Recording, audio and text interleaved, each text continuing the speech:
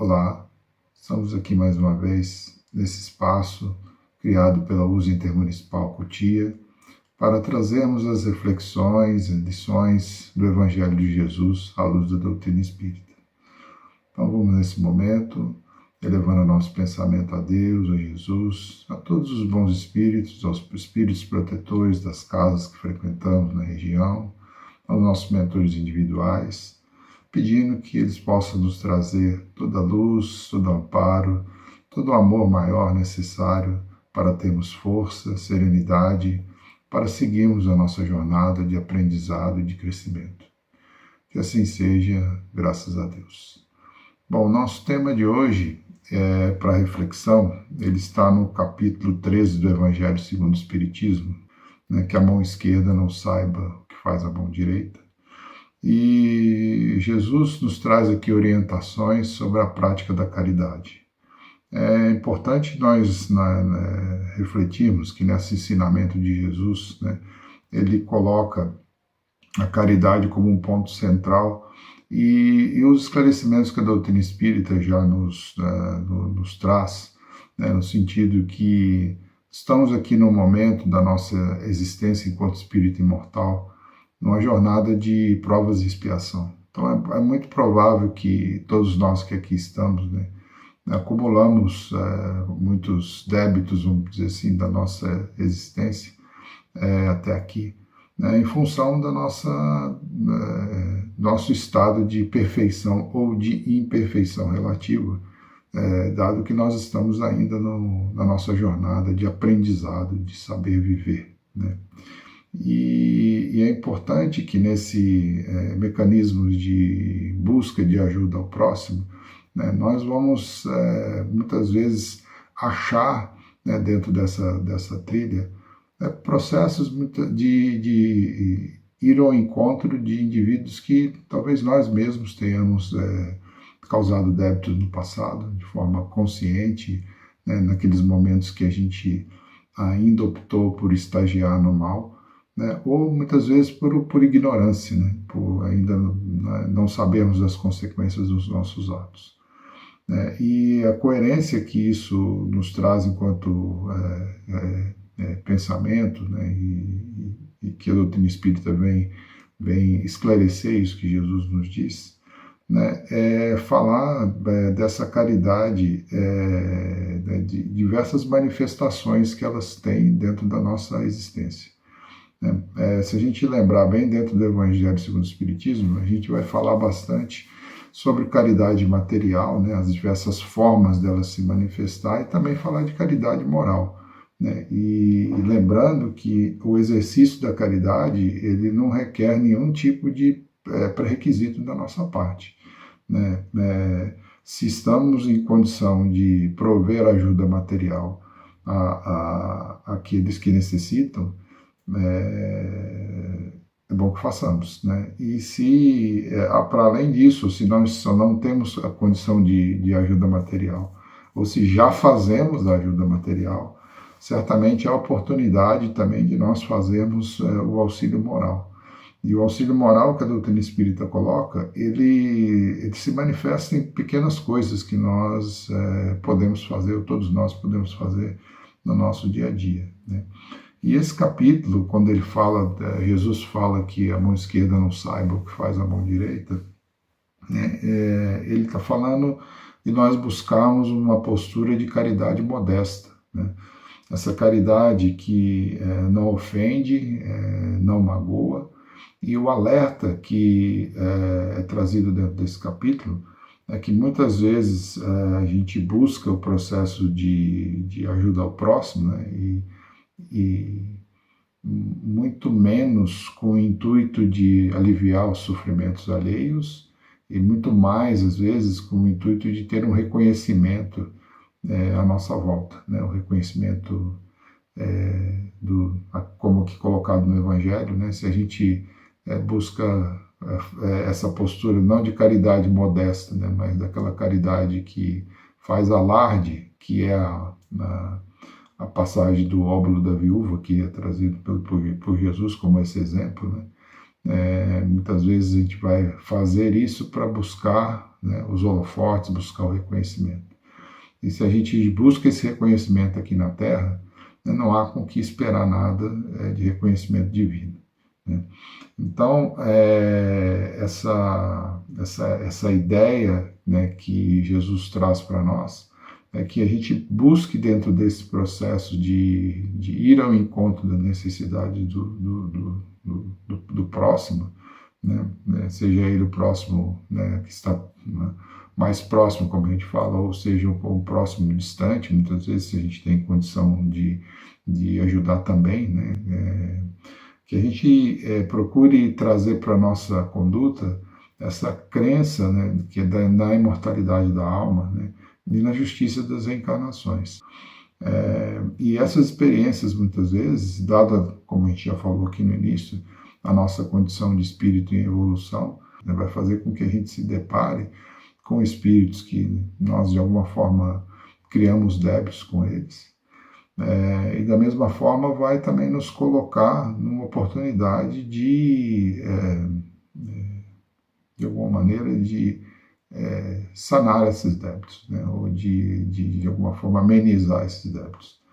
Então, é importante a gente refletir que, primeiro, né, já dentro dessa ótica de espírito imortal e das reencarnações, a gente sabe que todas as situações, muitas vezes, ou muitas situações que nós vivemos, elas são temporárias, né? E não é o fato de hoje nós estarmos numa condição material melhor, que amanhã a gente esteja privado de passar, ou nessa vida, ou em outra que seja, numa situação de aprendizado para nós que seja necessário a gente passar por uma situação de privação material.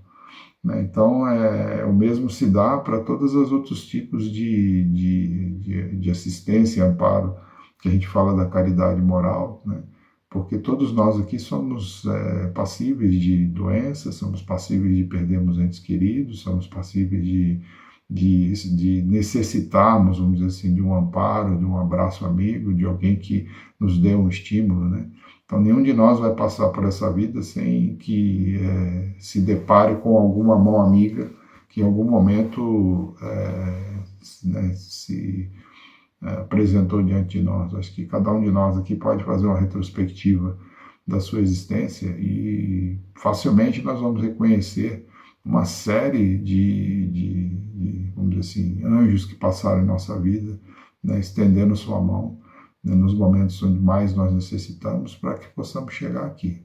Né? Então, essa postura de caridade, como é colocado aqui, talvez aí esteja uma rota, né, para a gente pensar em como praticar isso sem exigir, secretamente, vamos dizer assim, né, pedir ou exigir algum tipo de reconhecimento ou compensação divina por aquilo que a gente está fazendo.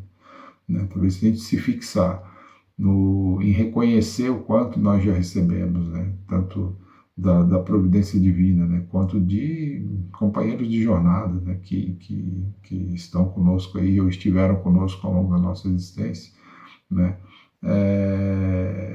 a gente talvez comece a desenvolver dentro de nós um senso de gratidão, né, e ao fazer esse movimento, vamos dizer assim, de ajuda por gratidão, né, a gente consiga fazê-lo de forma, como aqui está colocando nesse capítulo do Evangelho, essa caridade de forma modesta, sem que a gente de fato espere, né, por grandes reconhecimentos, mas fazendo muito mais por uma retribuição por aquilo que a gente, pelo muito que a gente recebeu.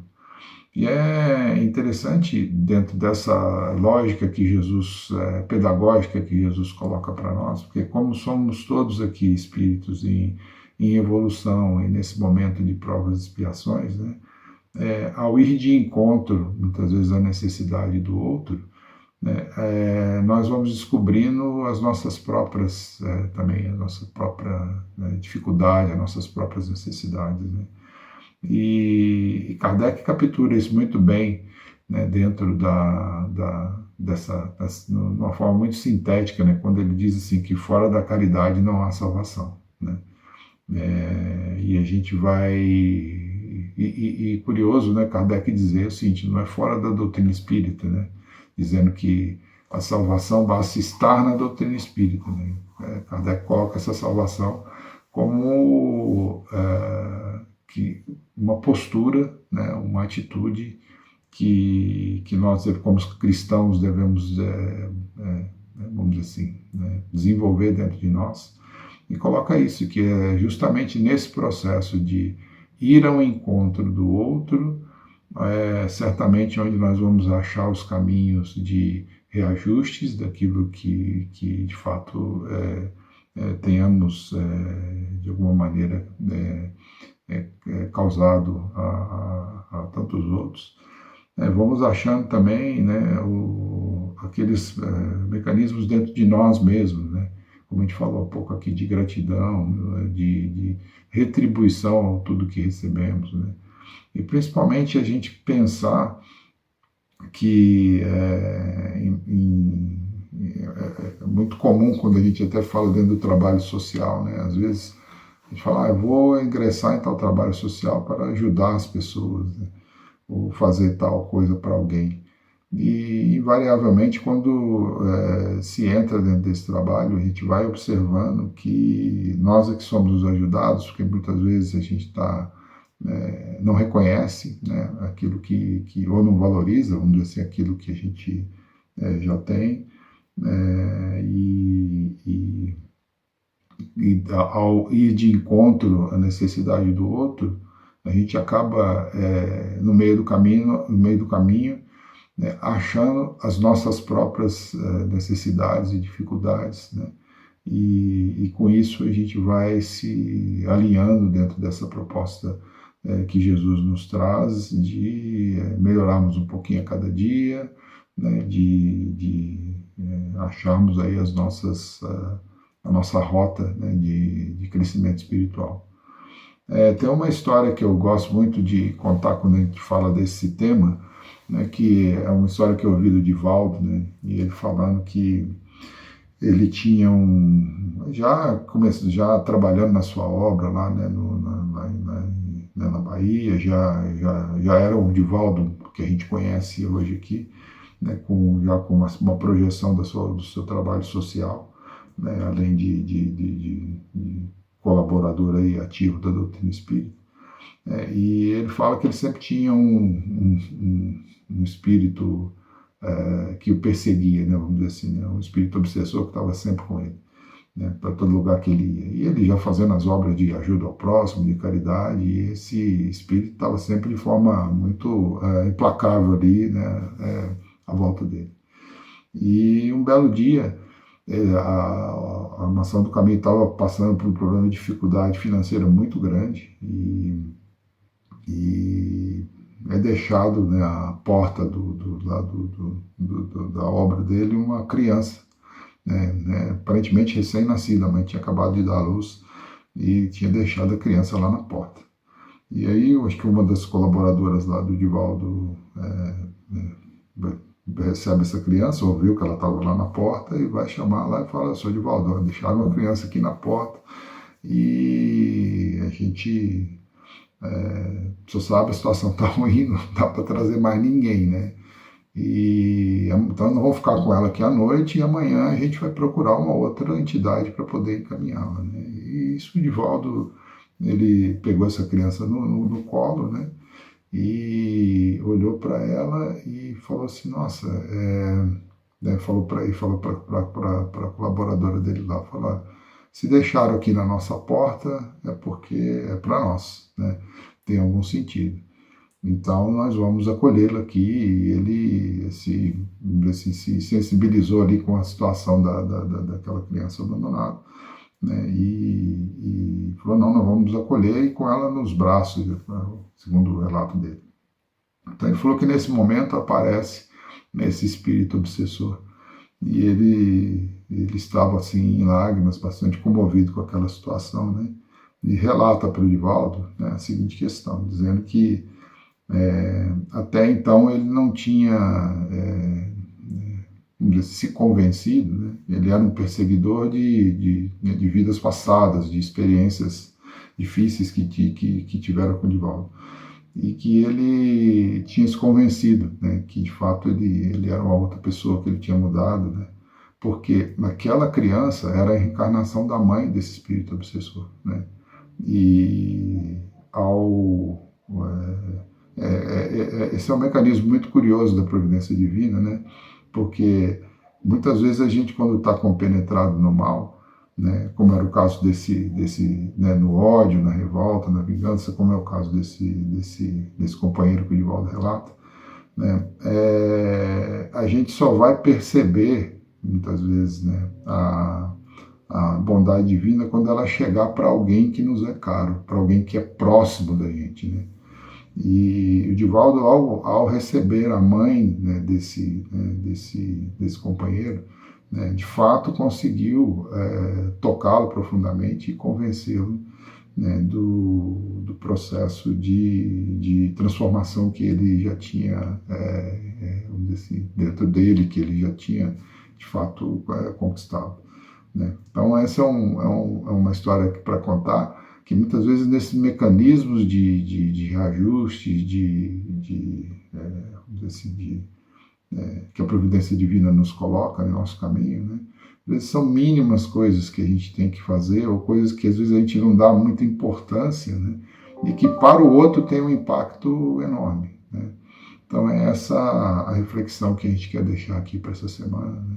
Que a gente comece pelas pequenas coisas e que buscando esse senso de gratidão e fazer, talvez, desenvolver esse senso de gratidão, né, naquilo que a gente vai buscar de auxílio, de ajuda ao próximo, né, e que nenhum de nós está aqui em uma ilha sozinho, né. Hoje, muitas vezes, a gente está na situação de ajudar, amanhã nós somos quem somos necessitados, né, e que dentro desse processo a gente vai buscando essa postura de caridade modesta, que é a reflexão que a gente quer trazer para esse encontro aqui, ok?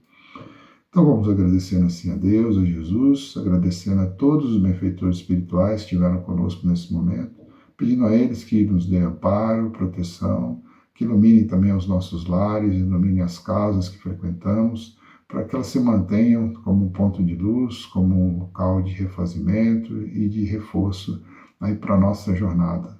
Que assim seja e espero encontrá-los aí em breve, né, no próximo encontro aqui. Um abraço. Tchau, tchau.